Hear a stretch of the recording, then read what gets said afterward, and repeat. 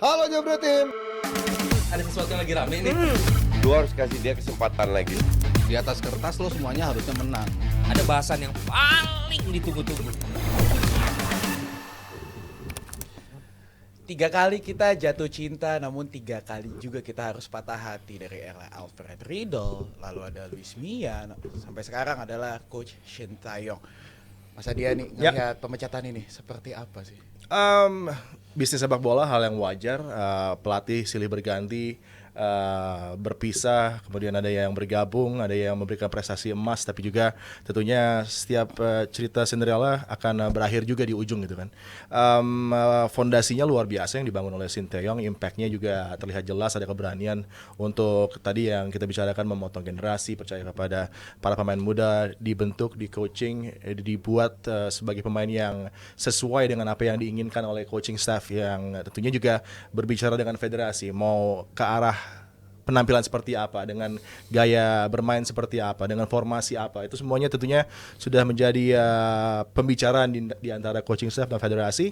Dan memang sebenarnya mungkin timing yang banyak dipertanyakan karena sebelumnya ada extension dari kontrak menuju ke 2027, padahal mungkin bisa juga di saat terjadi perbincangan ketika sebelum extension design, mungkin itu saat yang tepat ya, karena Shin Tae-yong sudah memberikan segala yang dia mampu. Dan dalam situasi kemarin mungkin ketika ada keputusan untuk berubah arah untuk menuju ke peningkatan level lagi, karena menuju level elite, menuju ke World Cup, tentunya harus ada pelatih yang mungkin dirasa federasi lebih tinggi kemampuannya, lebih punya pedigree ketimbang Shin Tae-yong, dan punya tactical approach yang mungkin lebih dipahami dengan nyaman oleh para pemain ketika coba diimplementasi ke lapangan.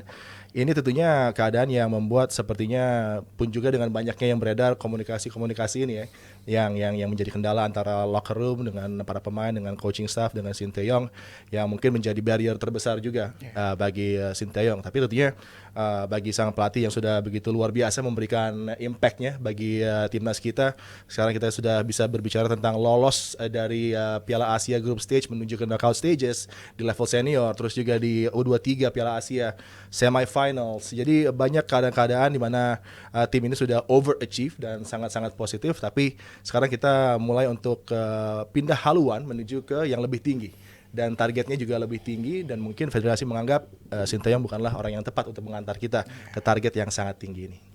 Aduh, tapi agak sedih ya, memang dengan banyak kayak Tapi tadi. kalau kita di bisnis sepak bola biasa kan, Iya. pergantian-pergantian, like it or not, tentunya sudah menjadi pemikiran federasi untuk yang terbaik. Juga banyak risk yang diambil, dan ini yang harapannya tentunya dengan risk yang diambil ini akan ada outcome yang positif lah buat Tapi secara timnas. bisnis, kita sempat ngomong juga di salah satu episode Bang Adia nih, secara bisnis kita tahu PSSI dia coba untuk memperpanjang kontrak sampai tahun 2027, tapi akhirnya dipotong di bulan Januari 2025. Apakah ini sebuah keputusan yang tepat dari sisi bisnis Bang Harpa, melihat sebenarnya ada penalti yang harus dibayarkan sebenarnya oleh PSSI? Gue beranjak dari pernyataan bridgingnya Bro Adi tadi deh. Dalam bukan hanya bola, dalam institusi apapun pemecatan, pengangkatan itu sangat lumrah. Bahkan kalau kita bicara tataran politik, presiden juga ada pengangkatan, ada turun juga kan, ada masa baktinya kan. Tapi semua dilakukan. Tapi kan nggak di tengah jalan. Ya bukan, ada juga tengah jalan, dimaksudkan ada juga. Cuman pada dasar itu semua dilakukan secara manusiawi. Ya semua ada tata keramanya. Bahkan gue sering banget berdiskusi dengan teman-teman dalam perang sekalipun. Ya perang kita tahu ya bagaimana kejamnya kan. Itu tetap kita harus ada aturan menghargai musuh. Ya, jadi tetap ada aturan. Semua itu nggak sembarangan. Dan kedua adalah timingnya. Nah ini timing ini kan yang kita timing bahkan alasan gitu. Nah ketika ditanya alasan di preskon kemarin, Pak Erick Thohir Ketua Umum PSSI mengatakan alasannya katanya ada dinamika. Ya mungkin kalau kita semua tahu apa itu ya kita bisa bisa dengar-dengar seperti apa dinamika itu. Nah tapi di sini menjadi menarik gitu. Dinamika ini karena gini, Pak Erick Thohir bilang we've been discussed this transition many months before. Dia bicara bulan Januari, berarti itu merefer ke bulan Oktober. Ya kan many months itu berarti lebih dari 2 bulan kan. Dan memang ini terkonfirmasi wacana ini bergulir setelah menghadapi China. Ya karena menghadapi China itu udah mulai gonjang-ganjing lah. Line up yang ditampilkan oleh Shin Tae-yong itu itu diketahui oleh Senayan 1. Dan itu sempat ada diskusi untuk jangan seperti itulah. Karena itu memang line up hukuman. That's why banyak kita sering dengar STI ini tidak bisa diintervensi. Karena memang nggak bisa. Tapi waktu itu mau diintervensi untuk jangan dihukum, jangan dicabut kaptensi Bang Jai dan lain-lain sama Sandy Walsh dan Tom Hai kan. Tapi ya dia otoritas dia, orang Korea enggak, ini otoritas gua. Dan dari situlah bergulir.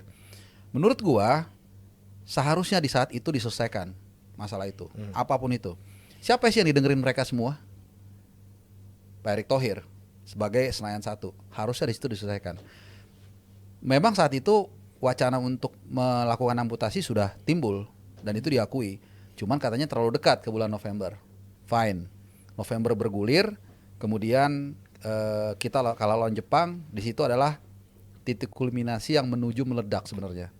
Tapi kita kemudian menang lawan Arab Saudi. Akhirnya ini membuat situasi gamang. Bagaimana mungkin lu memecat orang yang tadi Bro Adi juga katakan sudah overachieve. Lu punya pegawai sudah overachieve. Itu lu mau pecat, lu kan pusing, bingung. Betul, pecat itu biasa dalam berbagai hal. Tapi lu mesti kasih alasannya, mesti lakukan itu sebagaimana mestinya, selesai. Nah, karena tadi gamang dan tidak berani untuk mengambil keputusan yang nggak populer, akhirnya ini berlarut-larut. Ditunggulah momentum AFF. Setelah ada gunjang-ganjing dan kemudian juga ada beberapa entah dari mana suara-suara yang mempengaruhi, akhirnya beranilah diambil keputusan itu. Dan inilah yang menjadi pemicunya. Jadi kalau dibilang melakukan pergantian itu hak federasi. Kita nggak punya hak sebenarnya. Kita hanya bisa bersuara aja, mendengung. Tapi ya kalau lu kemudian memperlakukan orang yang sudah berjasa buat negara kita seperti itu, ini yang jadi permasalahan.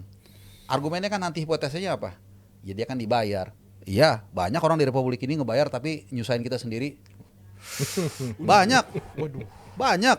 Dia dibayar tapi membanggakan kita. Jangan lupa, dia ngalahin Korea Selatan loh, negaranya sendiri di depan mata gua. Dan dia bersorak. Dan dia menjaga dua-duanya dengan baik. Jadi dia tidak mau awal-awal itu langsung, kalau nggak salah Pace itu merayakan, Pace Yujayur mungkin dia udah ngerasain Indonesia banget kali ya. Kalau Pace, dia enggak, dia untuk menjaga dua-duanya. Jadi nih gua kasih kebanggaan buat lu nih. Tapi di sisi lain gua orang Korea juga, gua menghargai. Luar biasa menurut gua. Jadi bukan soal dia udah dibayar terus, oh dia kan dibayar udah kaya, enggak. Enggak semua orang dibayar juga melakukan hal yang baik buat kita. Nah, jadi against tadi yang Bro dibilang pecat nggak pecat biasa, tapi perlakukanlah dia dengan sebagai manusia. Menurut gua percuma kita lolos Piala Dunia kalau kita gagal memperlakukan manusia sebagai manusia. Begitu. Dilanjutkan. Begitu. Jangan terbuka dong. Tapi gue kemarin juga sempat juga di salah satu episode bersama dengan Bang Harpa sempat ngomongin juga masalah kegamangan dari target Piala AFF sampai akhirnya terjadi di saat pemecatan Coach Shin Taeyong. Apa yang terjadi di tubuh PSSI sampai akhirnya di saat melakukan pemecatan ini terjadi kegamangan juga. Jadi apa sebenarnya sih? Kenapa tidak bisa langsung saja ditetapkan misalnya Contoh misalnya target semifinal, oke kita cut langsung. Tapi terjadi kegamangan karena padahal kita tahu yang diturunkan adalah pemain U22 dan niatnya adalah hanya untuk persiapan untuk SEA Games. Iya, ya walaupun PSSI mengatakan bahwa nggak ada hubungannya lah kaitannya dengan apa yang terjadi di Piala AFF dengan pemecatan ini. Kan Pak STY ngomong Pak STY jadinya. Pak Erick Coach ET.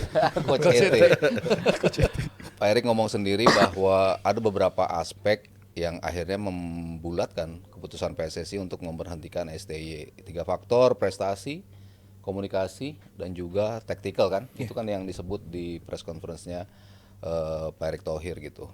Dan 3-tiganya menurut gua debatable sih. Maksudnya bukan sebuah alasan yang solid dan valid untuk menghentikan STY. Gue secara pribadi melihatnya seperti itu. Prestasi gue bilang oke, 3 kali Piala AFF dia nggak dapat prestasi dalam artian trofi ya. Memang STY nggak dapat trofi, 2 kali final, U23 juga AFF-nya final, tapi tidak mendapatkan trofi. Kalau kita bicara senior, siapa sih pelatih yang sudah mendapatkan trofi buat Indonesia? Kalau kita bicara prestasi trofi ya nggak ada. Jadi ya masih debatable juga. Apakah Sinteyong menjanjikan trofi? Kalau lo nggak dapat trofi ya lo gua penggal. Yang itu mungkin nggak tahu juga ada pembicaraan seperti itu apa enggak gitu.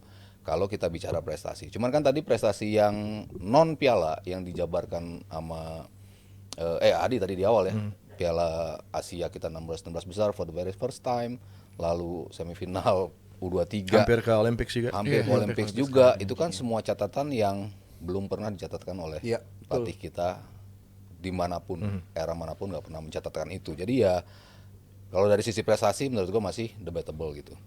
Dari sisi komunikasi banyak yang mempermasalahkan komunikasi dia dengan pemain, komunikasi dia dengan PSSI itu sendiri, komunikasi di preskon di mana harus ada 2 interpreter. Pasti Harpa udah sering hadir lah di preskon itu, membuat agak dragging ya setiap press conference Indonesia. Tapi apa hubungannya itu dengan apa yang ada di atas lapangan? Menurut gue seperti itu. Kalau komunikasi itu nggak berjalan, apakah rekor-rekor itu akan bisa diciptakan? Agak nggak nyambung menurut gue gitu. Kalau kita bicara komunikasinya bermasalah. Lalu yang terkini aja lah, round 3. Kita datang sebagai outsider di pot 6, and now we're di peringkat ketiga. Dengan jumlah poin yang sudah mengalahkan di round ketiga Vietnam, round ketiga Betul. Thailand. Dan Kita kita udah- peringkat 3 loh sekarang. Iya. Peringkat ketiga within 1 poin dari peringkat kedua, Yes. which is automatic qualifications. Kalau ada masalah komunikasi, apakah akan sampai ke sini? Gue pribadi sih melihatnya seperti itu. Works aja kok apa yang diberikan oleh STY. Masalah tactical, lagi-lagi debatable. Any tactics lo mau mainkan, faktanya lo dapat poin apa enggak? Faktanya lo ada di mana? Faktanya dia ada di peringkat ketiga, dan banyak yang bilang jangan lihat hanya peringkat ketiga. Ya apa yang harus lo lihat? Apa yang lo Targetnya dia kan di situ. Lo ditargetkan lolos ke round 4, bukan automatic qualifications. Within reaching distance ada di peringkat ketiga. Masih ada 4 games lagi. Jadi kayak gue lebih melihatnya sebagai momentum. Kok sekarang? Iya. Kalau ingin memecat, kalau memang gembar-gembornya adalah di China, ya kenapa nggak setelah itu aja? Ya terlalu dekat ke November. Ya, November. Kalau lo sudah di ujung, ya sudah selesaikan. Jadi kan nggak ada polemik lagi. Itu menjadi kesalahan terbesar lo yang selama ini didengungkan kan. Lo salah masang pemain, lo nggak salah strategi, lo kalah lawan tim yang menurutnya harusnya menang. Lagi-lagi menurut gue itu debatable juga. Iya. China udah 7 kali loh ada di round 3. Di round three. They know how, gimana caranya untuk bermain di round ini, dan mereka melihat kita ya sebagai tim yang harus kita menangin dong. Iya. Ya, dan mereka execute itu dengan strategi yang lebih siap untuk melawan kita. Jadi dari sisi semua, kalau kita bicara 3 itu, menurut gue semuanya masih debatable lah untuk di itu. Cuman ya kalau PSSI melihatnya demi timnas yang lebih baik, mungkin akhirnya larinya ke dinamika. Iya. Dinamika tadi kan, kalau sudah tidak kondusif ruang ganti, PSSI melihatnya seperti itu, ya udah kita mau ngomong apa gitu.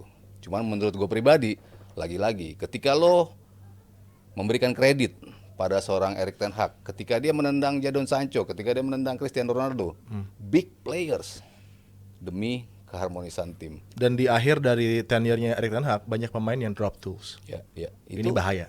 lo bisa memberikan kredit ke dia. Kenapa lo tidak bisa memberikan kredit itu kepada Sintayong? Tapi berarti dalam sorry gue potong Mas Aryo. Berarti dalam satu faktor ini ada faktor beberapa pemain yang akhirnya berpengaruh. Kan dalam- isunya kan seperti iya, itu. isunya ke sana. Isunya Apakah seperti ada? itu. Karena kalau kita ngelihat dari isunya juga dari berita yang beredar, Sintayong mengunfollow beberapa pemain. yang Enggak, ini ada di tim agak nasional. simpang siur sih. Katanya memang ada yang bilang dia memang nggak follow, dia hanya follow 1-2 pemain aja katanya. Tapi Itu nggak penting lah ya. iya, Ya itu juga bukan Sinteyong yang pasti Iya. ngurus Adminnya. social media. Nah, cuman yang mau gue bilang, kalau memang kita asumsikan memang ada katakanlah keluhan-keluhan dari dalam Iya. dari pemain yang kemudian akhirnya ditampung dan ini membuat berujung salah satu pertimbangan menurut PSSI pemecatan dia. Do you think it's not gonna happen in the future? Pemain misalnya nggak suka, saya nggak suka sama strateginya, pecat lagi. Mau sampai kapan? Nah kita milih dia kan supaya untuk bisa memimpin para pemain kan. Dan ini memang, tapi kita juga coba ya melihat dari gambar yang lebih besar. Ini memang juga harus kita fair menilai. Situasi ini memang tidak ada yang menduga. Jadi ketika Momentumnya ya. bukan, Momennya ya? ketika para pemain diaspora datang, kita lupa untuk mengantisipasi potensi konflik psikologis di dalam ruang ganti. Karena bagaimanapun juga secara manusiawi kita akan berkumpul dengan orang yang satu frekuensi dengan kita. Di dalam ruang ganti itu ada 4 atau 5 bahasa. Indonesia, bahasa Belanda, Korea. bahasa Korea, bahasa Inggris. Inggris, dan bahkan ada bahasa Jawa. Yes. 5. Lu nggak perhatikan ini sebuah masalah. Lu anggap itu sebagai kenormalan. Enggak. Dan sorry, Sintayong bisa membuat itu damai-damai aja kan selama So ini. far damai-damai aja. Betul, ada kekurangan. Itu gua salah satu yang gua kritik juga setelah lawan China. Gue bikin 5 dosa besar STI. Salah satunya itu. Gitu. Itu iya. Tapi kalaupun itu masalah yang salah satu bagian dari masalah, harusnya itu bisa di-solve dari awal gitu. Supaya ini tidak melebar kemana-mana. Termasuk juga benturan kebudayaan atau culture gap dengan para pemain diaspora ini. Kita butuh semuanya mungkin sebenarnya saat itu. Kita sampai ke round 3 adalah karena kerjasama dari Pak Erick Thohir, STI, dan juga termasuk pemain lokal dan pemain diaspora. Nah ini yang sebenarnya harus dijaga dari awal. Tapi kemudian ketika ini dibiarkan, seperti kita sakit, jangan kita ya, orang lah atau siapa, sakit diabetes itu kan pertama kan ada tanda-tandanya dulu kan, hitam dulu kakinya, kemudian baru membusuk. Nah ini dibiarin nih. Dan dibiarinnya bahkan terlalu lama. Akhirnya apa? Mesti diamputasi. Dan amputasi itu pasti mengeluarkan darah. Dan itulah yang terjadi sekarang. Dan percayalah sama gua, ini belum selesai sampai di sini nih. Ini akan lebih ramai lagi. Gua nggak bisa ngungkapin di sini. Tapi Sintayong reaksinya cukup oke. Dia nggak bicara banyak di sosial media, nggak melakukan satu pergerakan. Anaknya lihat dong. Iya, kalau anaknya mungkin Pasti dia nggak smooth. Ini pasti nggak smooth. Iya, kalau dari segi anaknya mungkin ya ada emosi yang terlibat di sana gitu kan. Dan kita nggak bisa ngelarang itu Dan terjadi. caranya kan suratnya dikasih ke Pak Manajer kan, dia nggak ngomong langsung. Kalau itu dilakukan secara smooth, itu pasti beda. Kita bisa ngeliat gesturnya lah orang, mana yang dia diperlakukan dengan manusiawi, mana yang enggak. Banyak kok misalnya ketika Mourinho meninggalkan Inter Milan, dilulukan, dia tetap salaman sama presiden Inter Milan saat itu, nggak ada masalah. Tapi ini nggak smooth. Dan gua rasa ini akan jadi beban psikologis buat siapapun yang mengambil keputusan ini. Jadi sekali lagi bukan soal hak untuk memecat atau mengangkat, tapi cara lu memperlakukan situasi ini. Harus bisa lebih baik sebenarnya. Jauh Dengan harusnya bisa lebih baik. Komunikasinya dengan bagaimana PR-nya di sekitar pemecatan harusnya ada cara yang lebih mungkin lebih halus, lebih baik, lebih elegan mungkin. Tapi juga Sintayong bisa menikmati uang kompensasinya, bisa bermain golf, bisa relax sebelum menentukan pilihan berikutnya. 30 miliar. Dan kita tunggu juga mungkin ada interview eksklusifnya nanti di Korea Republic yang akan membuat segalanya mungkin semakin menarik, tapi tentunya harapannya Sintayong bisa relax dulu, bisa bernafas dulu, liburan setelah adanya pressure di 4-5 tahun ini yang begitu tinggi, yang membuat juga mungkin keluarganya juga agak mungkin ada rasa sakit hati yang ini juga perlu waktu untuk bisa diobati gitu kan. Ya, apalagi kalau gue sendiri, bahkan ini semua kerabat gue sampai bertanya-tanya gue, ada apa sih sebenarnya yang terjadi di tubuh timnas Indonesia sampai akhirnya Sintayong harus dipecat. Ini benar-benar makanya tadi pertanyaan gue mewakili rekan-rekan semua soalnya. Dan kita juga lupa untuk berbicara ke depannya nih penggantinya. Yes. Ya, akan kita bicara. Akan kita Setelah- bicara belum. setelah ini Setelah nantinya ini, kita setelah ini. kita Sabar. setelah kita coba Sabar. flashback ke belakang. Sabar. Setelah kita flashback ke belakang Jebret Tim, kita akan lihat ke depannya nanti. Jadi kita akan lihat ke depannya bakal seperti apa. Jadi langsung aja masuk ke next episode. Halo Jebret Tim. Ada sesuatu yang lagi rame nih. Lu harus kasih dia kesempatan lagi. Di atas kertas lo semuanya harusnya menang. Ada bahasan yang paling ditunggu-tunggu.